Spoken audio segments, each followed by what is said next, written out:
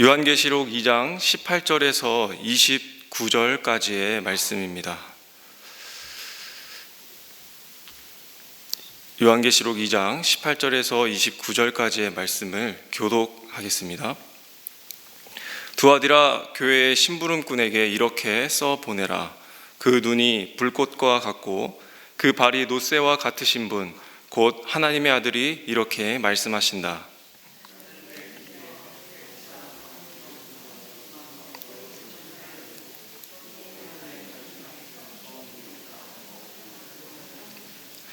그러나 내게 나무랄 것이 있다. 너는 이세벨이라는 여자를 용납하고 있다. 그는 스스로 예언자로 자처하면서 내 종들을 가르치고 그들을 미혹시켜서 간음하게 하고 우상의 제물을 먹게 하는 자다.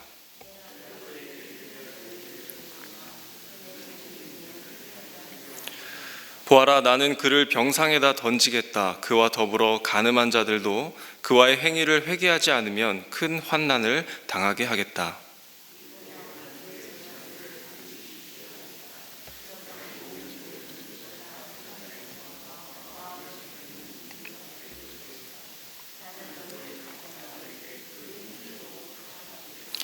그러나 두아디라에 있는 사람들 가운데서 그의 가르침을 받아들이지 않은 사람들, 곧 사탄의 깊은 흉계에 물들지 않은 사람들인 너희 남은 사람들에게 내게 말한다.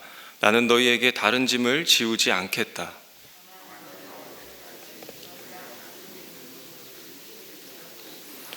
이기는 사람, 곧 내 일을 끝까지 지키는 사람에게는 민족들을 다스리는 권세를 주겠다.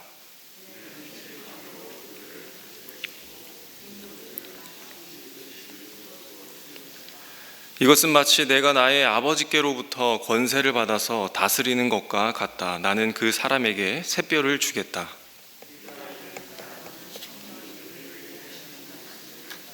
아멘. 네, 오늘 본문은 소아시아 7교회 중에서 4번째 교회인 두아디라 교회를 향한 예언입니다. 지금 요한이 보고 있는 그 환상은 두아디라 교회에게 말씀하시는 예수 그리스도를 보고 묘사한 것인데, 그것은 마치 불꽃 같은 눈동자를 띠시고 또 놋새와 같이 빛이 나는 발을 하신 모습과 같았다라는 것입니다. 이러한 비유는 심판자와 같다라는 그런 비유의 모습으로 많이 말씀을 하고 계십니다. 이처럼 심판자와 같은 모습으로 비유된 하나님의 아들이신 주님께서 두아디라 교회를 두고 칭찬합니다. 믿음과 섬김과 인내가 그렇다는 것이죠. 이렇게 두아디라 교회를 칭찬하시는 이유는 이 두아디라라는 지역의 특성을 우리가 좀 이해해 볼 때에 더 쉽게 알 수 있습니다. 두아디라는 오늘날 아키사르라고 하는 작은 도시입니다. 당시에는 이 교통의 중심지 같은 역할을 했습니다. 그러다 보니까 이 무역 사업이 굉장히 번창하면서 많은 이 무역인들이 방문하고 거주하기 시작한 것이죠. 이 두아디라가 다른 여러 나라와의 교류가 많아지고 또 그곳이 사람들로 북적이면서 날로 번창해 갑니다. 그리고 각각 다른 문화를 서로 가르치고 배우고 수용하는 데까지 이르게 된 것이죠. 그런데 자기들이 섬기는 그 우상까지도 교류하면서 자기의 보기에 좋고 멋있고 느낌 있는 그런 이방신들을 들여오기 시작하게 된 것입니다. 태양신 아폴로가 가장 대표적인 우상이죠. 그리고 또 한 가지의 분위기가 이 두아디라라는 작은 도시에 있었는데, 그것은 이 두아디라를 비롯한 소아시아가 이 로마의 속국이 되어 있어서 종교에 대한 이 박해와 핍박이 아주 심각한 상태이기도 했다는 것입니다. 이와 같은 이 분위기 속에서 작은 도시에 있는 작은 교회 이 두아디라가 그럼에도 불구하고 복음을 증거할 준비가 되어 있었다. 그리고 주님께서 칭찬하신 것처럼 사랑과 믿음과 섬김과 인내가 훌륭했다라고 하는 것입니다. 더 나아가서 말씀하시는 것이 무엇입니까? 나중 행위가 처음보다 더 많아질 정도로 풍성해졌다라는 것이죠. 우리는 이 행위라고 하는 단어에서 우리는 앞서 보았던 에베소 교회를 떠올리게 됩니다. 에베소 교회는 어땠습니까? 처음 사랑을 버렸다고 하시면서 그 처음 행위를 가지라라고 책망과 교훈을 받은 교회였습니다. 반면 이 두아디라 교회는 그 처음 사랑을 유지하면서 믿음에 이 걸맞는 행위가 날마다 풍성해졌다라고 하면서 칭찬받았습니다. 여기에서 말하는 그 풍성함은 무엇이겠습니까? 작은 교회가 크게 부흥했다라고 하는 것을 두고 말하지 않습니다. 예수님은 점점 커지는 이 성장을 칭찬하지 않고 성숙한 것을 두고 말씀하셨습니다. 에베소서 4장 15절에서도 말씀합니다. 오직 사랑 안에서 참된 것을 하여 범사에 그에게까지 잘할지라 라고 권면하고 있습니다. 사랑 안에서 믿음으로 참된 것을 하는 그 성숙이 칭찬받는 것입니다. 두아디라는 살기가 좋아졌지만 우상 숭배가 들끓었습니다. 그와 같은 세상 속에서 그 교회와 성도는 사랑과 믿음과 인내와 섬김으로 그 시대를 대면하며 살아냈습니다.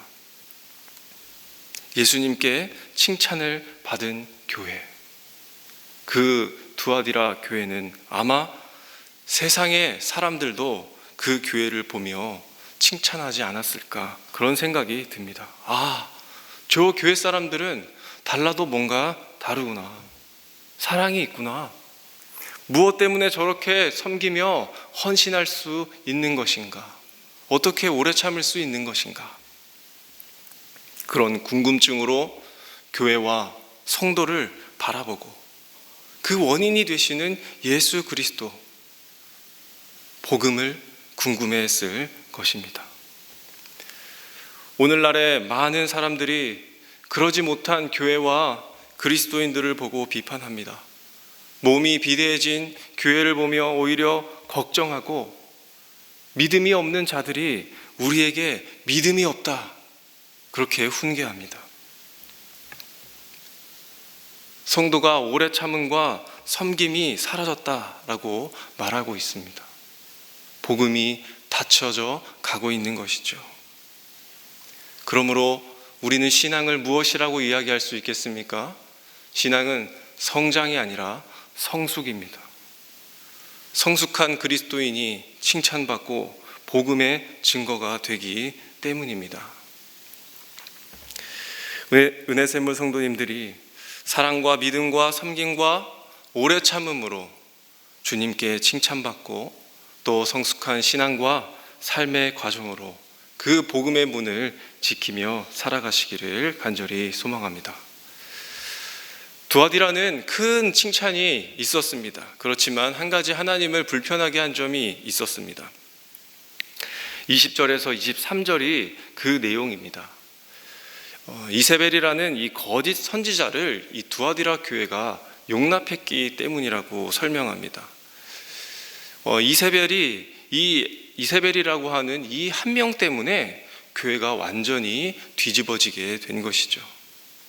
그 이유가 20절에 말하고 있습니다. 간음과 우상의 재물을 먹는 것이다. 하나님께서 제일 싫어하는 것은 우상 숭배, 곧 간음하는 것입니다. 그들은 성숙했지만 이 이세벨의 거짓 가르침 때문에 서서히 좀먹게 된 것입니다. 이세벨은 그들을 미혹하기 위한 목적으로 가르쳤기 때문에 세상과 타협할 그 틈을 만들었고 그 간격을 벌리게 된 것입니다. 어떻게 이 이세벨 한 명이 그 교회를 그렇게 만들 수 있었던 것일까요? 두아디라는 일전에 말씀드린 대로 경제의 중심지라고 하였습니다. 그 상업적인 활동에 동참하려면 그 회원의 자격을 갖춰야 하는데 그러려면 우상을 숭배하는 그 일에 가담해야만 가능했습니다. 교회보다도 더 큰 이 집단의 멤버로서 살지 못한다면 상업에 종사하기 힘들었을 것이고, 이 압력은 그리스도인들에게도 대단했을 것입니다. 아마도 이세벨은 이 부분의 틈을 벌렸을 것입니다. 그렇게 우상 숭배를 해도 괜찮다, 아무 상관없다, 그렇게 말하면서 성도들이 그리고 교회가 심각한 죄를 짓도록 만들었습니다. 그 시대에도 성도들은 안정된 생활과 보장, 그리고 세상에서 격리되는 것을 불안해하는 그 감정의 사이에서 갈등했을 것입니다. 그리고 그들은 무엇을 선택하든 선택해야 했던 고민들이 있었을 것입니다. 그 고민 앞에 이세벨은 거짓으로 그들을 부추김했을 것입니다. 현재를 살고 있는 우리의 삶에도 이와 같은 갈등과 선택 사이에서 고민하고, 그리고 우리는 기도합니다. 세상은 우리에게 말하기를 순리대로 살고 느낌대로 살고 좋은 것을 찾아서 자기의 소견에 옳은 대로 살도록 유도하고 있습니다. 그렇게 또 부추기는 자들도 있습니다. 심지어 교회 안에서도 그런 사람들이 존재합니다. 자기의 성공담, 탁월했던 선택, 그리고 스스로 지혜롭다 여기는 삶의 경험을 토대로 말하고, 또 영적으로 문제없다라는 그런 말들을 쉽게 말합니다. 우리는 그것을 들으며 마음에 새기고 반복하게 되면서 우리의 영은 끌어내려지고 또 타락하게 됩니다. 그렇게 교회와 성도는 영적 균형이 무너지고 또 그리스도의 모습과 형태는 유지하고 있지만 속으로는 세상을 섬기는 자로 서서히 변질되어 가는 것이죠. 디모데전서 6장 17절에는 이렇게 가르치고 있습니다. 그대는 이 세상의 부자들에게 명령하여 교만해지지도 말고 덧없는 재물에 소망을 두지도 말고 오직 우리에게 모든 것을 풍성히 주셔서 즐기게 하시는 하나님께 소망을 두라고 하십시오. 무엇입니까? 삶의 풍족은 하나님입니다. 하나님께 소망을 둘 때에 우리는 사랑과 섬김과 오래 참음과 그 인내라는 것에 집중할 수 있습니다. 하나님을 소망하는 자들에게는 이 삶의 밸런스가 맞춰지는 것을 뛰어넘어서 풍요가 가득 넘쳐 흐르도록 하시는 것을 믿으시기를 바랍니다. 그분은 가장 큰 권세가 되시는 하나님이시기 때문에 우리가 쉽게 마음을 빼앗기지 않도록 능력을 주시고 또 승리하는 경험을 우리 손에 움켜쥐도록 하시기 때문입니다. 요한계시록 25절 그리고 28절까지의 말씀이 동일하게 권면합니다. 제가 다시 한번 읽어드리겠습니다. 다만 내가 올 때까지 너희가 가지고 있는 그것을 굳게 붙잡고 있어라. 이기는 사람, 곧 내 일을 끝까지 지키는 사람에게는 민족을 다스리는 권세를 주겠다. 그는 쇠 지팡이로 그들을 다스릴 것이고 민족들은 마치 질그릇이 부수어지듯 할 것이다. 이것은 마치 내가 나의 아버지께로부터 권세를 받아서 다스리는 것과 같다. 그 승리의 비결이 하나님께 있습니다. 이기는 것이 주께 있습니다. 세상의 인연과 같이 사람이 하는 그 합리적인 선택은 절대적이지 않다는 것입니다. 오직 한 분, 하나님만이 모든 면에서 절대적이라는 사실을 신뢰하시며 이기는 믿음을 취하시는 성도님들 되시기를 소망합니다. 그리고 28절 마지막 말씀처럼 샛별을 주겠다 하시는 그 하나님 자신을 굳게 붙잡는 자에게 자신을 주겠다 하시는 그 약속을 기억하시기를 부탁드립니다. 세상을 살아가는 동안 일어나는 모든 일들을 이겨나갈 수 있다는 그 확신이 회복되기를 원합니다. 어떻게 회복될 수 있습니까? 끝까지 붙들고 지키는 자가 회복됩니다. 그 자가 이길 수 있고 자꾸 이겨야 이기는 즐거움을 배우고 굳은 믿음이 우리 안에서 세워지기 때문입니다. 예수님이 우리에게 약속하신 상이 있습니다. 그 상은 우리의 미래에게만 주어진 것이 아닙니다. 우리가 천국에 가야만 승리를 즐거워할 수 있고 천국에 가야만 그 예비된 상과 면류관을 쓸 수 있는 것이 아닙니다. 그럼 무엇입니까? 이기기 시작한 자들에게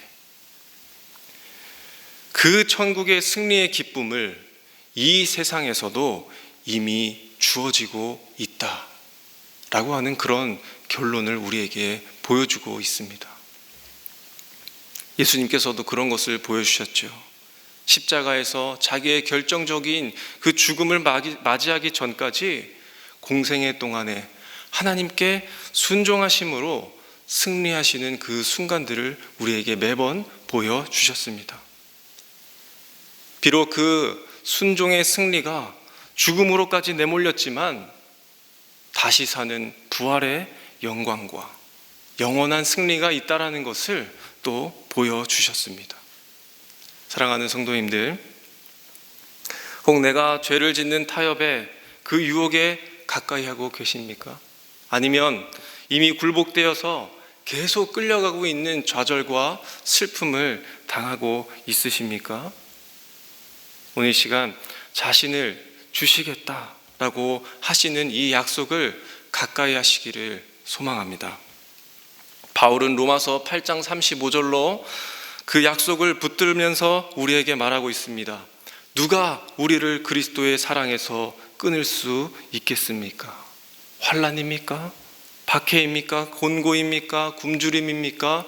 헐벗음입니까? 위협입니까? 또는 칼입니까? 이 바울의 고백은 무엇을 말하는 것입니까? 그 어떤 누구도 어떠한 환난도 그리스도의 사랑에서 끊을 수 없다라는 고백입니다. 하나님을 소망하고 꽉 붙잡는 자들이 반드시 이긴다는 바울의 위엄 있는 승리의 선포입니다. 성도님들, 우리의 몸은 힘들고 혹시라도 죽을 수는 있으나 믿음이 죽지 않는 것, 그것이 나의 달려갈 길이요 내 일을 지키는 충성된 삶입니다. 이 삶이 우리에게 주어졌고 또 주님 자신을 주시겠다고 하는 그 약속을 우리에게 분명히 하셨습니다. 지금도 우리에게 권면하고 있습니다. 우리가 그 성령의 말씀에 귀 기울이며 결단할 때에 순종으로 충만한 삶이 유지되는 것을 경험하게 될 것입니다. 우리도 두아디라와 같이 칭찬받게 될 것입니다. 이 승리의 비결이 되시는 하나님을 소망하며 붙들 때에 날마다 승리하게 하시는 우리로 만들어 가시며 인도하여 주실 것입니다. 우리 함께 이 시간 기도하실 때에 우리가 주신 말씀 가지고 기도하며 결단하겠습니다. 주님, 내가 이 믿음이 죽지 않는 것을 향하여 날마다 나아가기를 원합니다. 내 안에 그 풍요가 하나님으로 말미암아 회복되기를 원합니다. 하나님을 소망하며 붙들 때에 우리에게 가능성이 있고 그 충성된 삶을 지킬 수 있다는 것을 이 시간 함께 결단하시겠습니다. 또한 내일 있을 주일 연합 목장 예배를 위해 기도하시겠습니다. 특별히 위드 코로나로 또다시 변화의 시도가 일어나고 있습니다. 이 예배에 많은 부르심이 있고 또 담대함과 응답으로 성도님들이 이곳 교회에서 예배드리는 감격이 일어나기를 기도해 주시기를 바랍니다. 또한 말씀을 준비하시는 담임 목사님에게도 이 성령의 충만하신 인도하심을 따라 섬기게 하여 주시고 또 체력과 건강을 주셔서 하나님 뜻하신 바를 잘 전하실 수 있도록 기도하시겠습니다. 마지막으로 이 아침에 가지고 나오신 기도 제목과 또 마음을 하나님 앞에 내어드리며 말씀에 합당한 순종이 일어날 수 있도록 이 시간 함께 기도하시겠습니다.